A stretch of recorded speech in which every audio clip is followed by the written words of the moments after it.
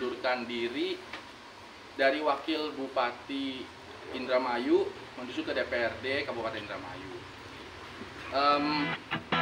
Dengan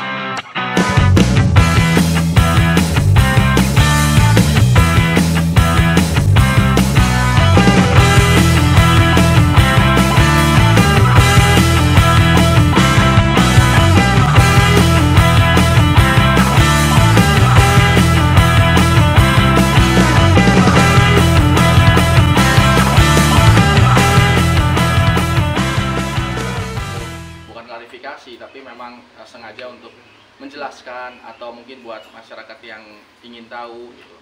Jadi pada tanggal 13 Februari kemarin saya Luki Hakim didampingi Alex mengundurkan diri dari Wakil Bupati Indramayu menuju ke DPRD Kabupaten Indramayu.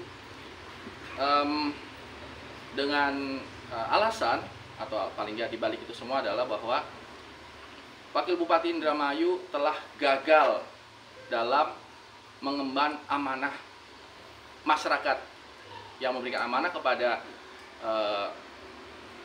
waktu itu pasangan Nina Luki, sekarang menjadi Bupati Wakil Bupati. Lalu saya merasa bahwa saya secara pribadi merasa telah gagal dalam mengemban amanah, sehingga saya mengundurkan diri. Amanahnya apa? Amanah yang jelas adalah menurut saya tidak bisa menjalankan visi misi yang pernah dijanjikan ketika pada saat kampanye. Jadi semua itu nanti kalau mau lihat visi misi Luki dah gitu, visi misi Luki. Waktu itu memang visi misi Nina Luki, karena visi misi itu pasti bupati dan wakil bupati satu rangkaian. Ada 99 program Nina Luki, bupati dan wakil bupati, calon bupati dan wakil bupati. Lalu ketika terpilih, maka saya merasa bahwa saya telah gagal dalam mengemban amanah itu. Karena apa? Tidak tercapai. Paling tidak sampai saat ini tidak tercapai apa yang telah menjadi janji-janji kampanye yang keluar dari mulut saya ketika meminta masyarakat untuk mencoba mendukung, mendoakan, dan memilih. Kenapa masyarakat mau memilih pada saat itu? Karena kita punya janji yang begitu banyak. Dan sampai saat ini belum terlaksana. Karena saya merasa tentu Lex merasa digaji, dibayar oleh uang rakyat, khususnya masyarakat Indramayu, yang mana masyarakat Indramayu itu tidak semuanya orang kaya, tidak semuanya pengusaha.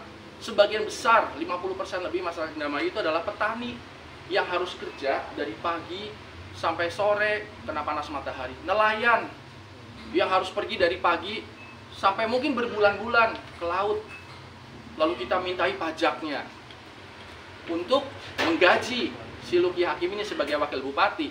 Kenapa digaji? Karena diharapkan oleh masyarakat untuk memberikan apa yang sudah dijanjikan. Lalu ketika itu tidak tercapai, betapa malunya dan tidak tahu dirinya saya ini kalau tetap bertahan sebagai wakil bupati. Sekedar informasi saja ini. Bayangkan saja, untuk uang makan minum saja seorang wakil bupati itu sampai lebih dari 100 juta per bulan. Di luar gaji, anggaran untuk fasilitas tadi. Jadi untuk anggaran makan minum saja itu lebih dari 100 juta per bulan. Padahal sudah dapat tunjangan, sudah dapat sudah dapat tunjangan kendaraan, sudah dapat listrik aja gratis. Semuanya. Take home pay itu bisa sampai lebih dari 200 juta per bulan. Yang bayar itu siapa? Yang bayar itu masyarakat. Yang tangannya kasar. Yang tangannya kasar, yang mereka harus kerja. Orang-orang yang mohon maaf ya, di bawah garis kemiskinan. Mereka bayar untuk orang ini beratus-ratus juta per bulan. Dapat fasilitas rumah dinas yang besar, AC-nya banyak, gratis, nggak bayar apa-apa lagi. Mobilnya mewah, satu mobil yang saya pakai itu harga sampai 700 juta, dapat 3 mobil. Lalu kalau tidak tercapai tujuan yang dijanjikan, saya orang yang sangat durhaka kalau saya tidak mundur. Kendalanya apa? Tentu kendalanya adalah bahwa ada beberapa keterbatasan dari seorang wakil bupati menurut undang-undang memang dibatasi. Jadi tidak bisa berbuat apa-apa, tidak punya kewenangan tentunya sebagai bupati. Ini undang-undang dan ini berlaku untuk semua wakil bupati, wakil wali kota di seluruh Indonesia. Jadi tidak bisa, wakil bupati itu tentu secara undang-undang tidak punya kop surat, tidak bisa menandatangani hal-hal yang memang tidak didelegasikan oleh bupati. Saya sekedar mungkin pada penasaran, apa sih janji-janji kampanye yang dari 99 ini saya sudah membuat beberapa catatan yang sangat spektakuler sebenarnya. Yang saya ingat ya, ketika kampanye saya ingat, bapak-bapak, ibu-ibu, pilih saya, insya Allah nanti pilih saya maka semua guru ngaji, imam masjid, imam musola akan mendapatkan honor 1 juta. Mereka semua tertarik oleh mulut ini, Pak. Ibu, tertarik 1 juta imam masjid. Mereka, wah ini baru pertama kali nih. Kenaikan tunjangan untuk 6.000 guru honorer, ada 6.000 guru honorer yang sekarang gajinya mungkin honornya mungkin sekitar 300 sampai 400.000. Kita akan naikkan jadi 1,5 juta. Ada 6.000 orang. Betapa mereka pasti sangat menyambut kan? Belum lagi beasiswa untuk 100 murid masuk perguruan tinggi, membangun sekolah pertanian gratis, ambulan gratis antar jemput ke rumah sakit setiap desa, ada 300 lebih desa. Berarti harus ada 300 ambulan dong. Itu janji yang keluar dari mulut saya. Biaya persalinan gratis, membangun jalan beton sampai poros desa sepanjang 1.500 km. Sekarang bisa dilihat kenyataannya seperti apa. Akan membedah 5.000 rumah. 5.000 rumah orang yang tidak mampu dibedah menjadi bagus. Dan lain-lain, membangun lapangan bola di setiap desa. Ada nih sampai, kalau nanti mau saya bacakan semuanya. Tapi pada kenyataannya itu tidak tercapai sampai saat ini. Dan saya tidak bisa bohong karena semua sekarang sudah transparan. Berapa PAD-nya, berapa APBD, dan saya merasa bahwa saya telah gagal. Dan saya harus tahu diri, ini kesalahan saya. Saya minta maaf yang sebesar-besarnya sama Masyarakat Indramayu karena saya tidak bisa memenuhi sebuah janji kampanye saya yang begitu spektakuler. Maka saya mundur. Berharap Allah mengampuni saya berharap masyarakat Indramayu memaafkan saya, dan saya pun sampai tidak mau menerima anggaran makan minum, sudah, karena menurut saya terlalu mewah. Kebayang nggak sih? Saya yakin ini semua media ini nggak ada yang makannya lebih dari 100 juta 1 bulan. Saya sudah dapat gaji hampir 50 juta, gaji plus tunjangan 50 juta hampir lebih, dengan segala fasilitas, dengan rumah-rumah yang mewah, gratis AC semuanya, dengan mobil mewah, masih dikasih anggaran makan minum sampai sekitar 170 juta per bulan. Saya sudah nggak ambil lagi. Dari tahun lalu, saya udah nggak ambil lagi. Jadi menurut saya nggak tahu ini pasti bisa menjadi bumerang untuk saya, tapi saya merasa saya berdosa dan durhaka kalau saya tidak mundur. Malu saya. Mendingan saya malu saat ini, berharap akan dimaafkan oleh masyarakat dan Allah ampuni saya, daripada pertanggungjawaban amanah itu dunia akhirat. Mungkin kita bisa selamat di dunia dengan koneksi-koneksi kita, dengan berbelit-belit dengan apa, tapi di akhirat tidak mungkin bisa lepas. Lagi pula saya harus dengan segala resiko saya mengundurkan diri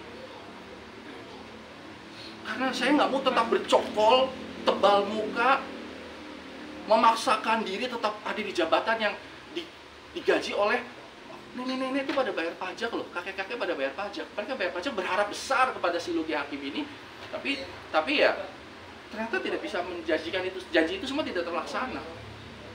Jadi sekali lagi saya minta maaf, mohon tolong masyarakat Indramayu itu tolong dimaafkan saya secara umum untuk teman-teman mungkin sesama politisi, dan juga saya minta maaf untuk masyarakat Indonesia semuanya. Saya mohon ampun kepada Allah, dan ya saya ikhlas untuk mundur dari Wakil Bupati Indramayu. Ini adalah salah satu langkah saya untuk memperbaiki diri. Supaya gimana kita memperbaiki diri kalau kita tidak mau menyadari kesalahan kita. Jadi saya mundur, saya memperbaiki diri, dan wallahu alam lah apa yang terjadi ke depan. Tapi paling tidak saya sudah mundur dulu. Untuk dari Bu Bupati gimana Mas untuk ke depannya, apakah mundur ini gara-gara ada hubungan yang tidak harmonis atau gimana Mas? Saya mundur ini secara pribadi karena saya punya pendapat pribadi. Karena yang keluar dari mulut saya tentang janji-janji itu memang itu program bupati dan wakil bupati. Tapi kan juga keluar dari mulut saya. Ya terserah kalau yang lainnya mengaku seperti apa. Terserah. Misalnya sekarang saya pasangan sama Alex, kita bareng-bareng janjian. Yuk kita bilang besok kamu saya gaji 100 juta ya. kamu saya kasih 1.500.000, tiba-tiba saya nggak bisa, kita berdua nggak bisa. Terserah Alex mau mundur apa nggak, itu bukan urusan saya. SK-nya sendiri-sendiri kok, SK-nya Alex ada, SK saya ada. Saya mah sekarang karena saya itu ada 830 titik yang saya datangi, 830 titik desa, dan saya berjanji seperti itu. Ketika saya tidak bisa penuhi, ya sudah, saya nggak usah pikir, saya mundur aja. Kalau Alex nanti mau bagaimana itu bukan urusan saya, karena kan SK-nya masing-masing seperti itu. Nah, terkait tentang harmonis tidak harmonis, sudah ada tahapannya waktu itu, sudah ada interpelasi DPRD waktu itu, DPRD Indramayu. Jadi anggota DPRD itu ada 50 orang menanyakan kepada Bupati Indramayu tentang hal-hal, salah satunya adalah ketidakharmonisan. Saya, itu bukan urusan saya lah, artinya itu DPRD menanyakan. DPRD itu kan perwakilan rakyat menanyakan. Lalu saya pernah dipanggil sama DPRD, namanya rapat dengar pendapat, dipanggil. Ditanya macam-macam sampai akhirnya saya bilang bahwa kalau saya memang salah, nggak usah dipecat, nggak usah didorong untuk mundur. Saya akan mundur kalau memang saya salah.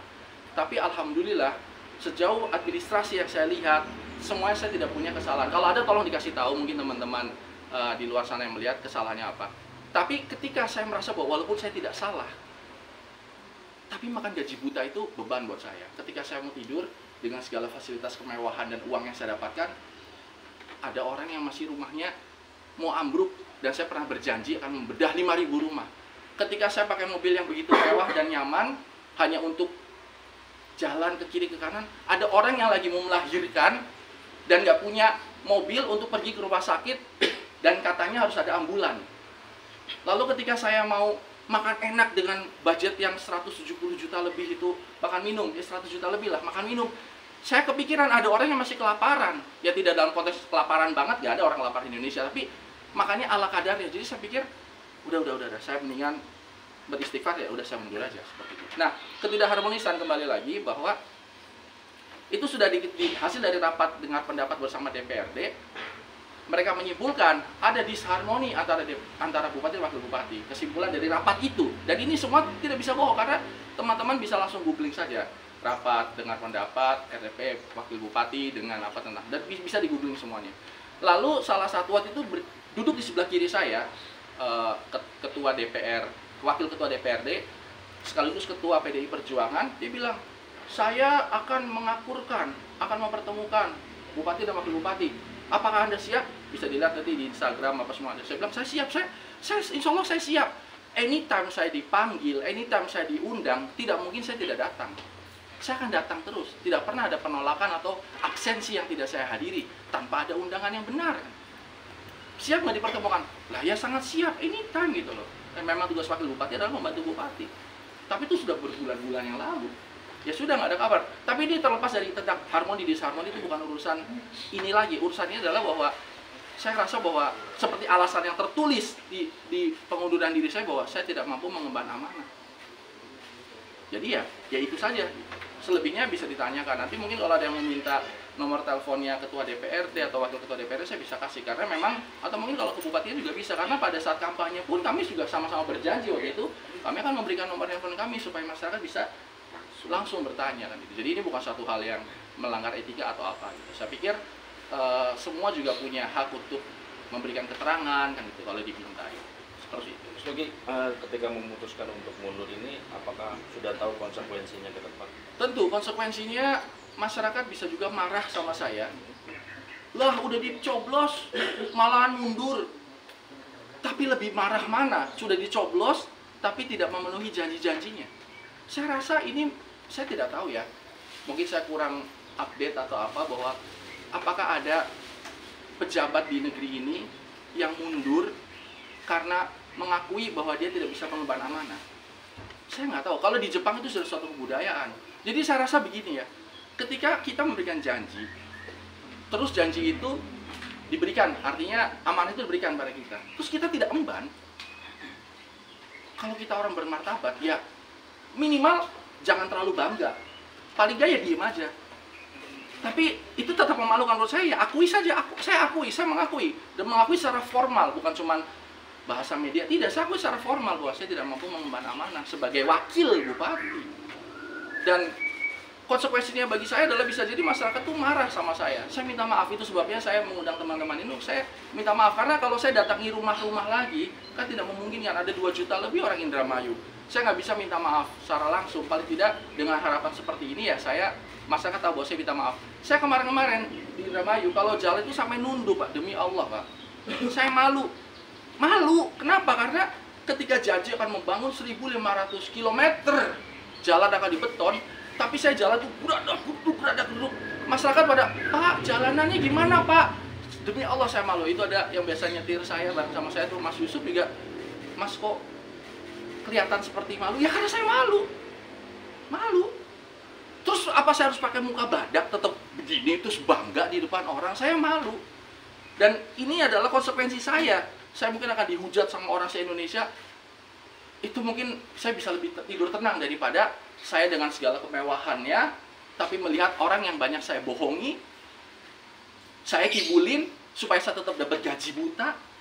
Teman politisi kemarin tuh nelfon, makanya handphone saya matiin saat ini karena apa? Banyak, lu goblok amat sih lu. Lu enak banget gaji buta, jadi wakil bupati ya gaji buta, nggak apa-apa. Ya mungkin saya memang goblok, mungkin saya memang orang bodoh, nggak apa-apa, tapi nggak mau saya malu ketika saya ingat kan Lex, ketika kita kampanye, dia dampingin saya dari pas kampanye.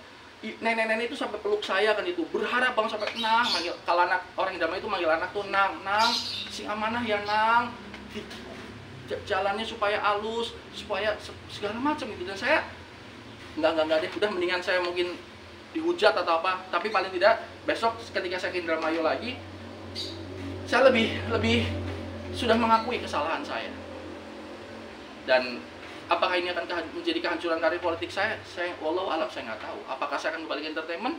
Sekaligus saya dimumung banyak kamera, ya siapa tahu saya masih bisa main sinetron lagi, mungkin jadi figuran, masih laku lah gitu loh. Artinya ya biarkan mengalir saja seperti itu. Butuh berapa lama Mas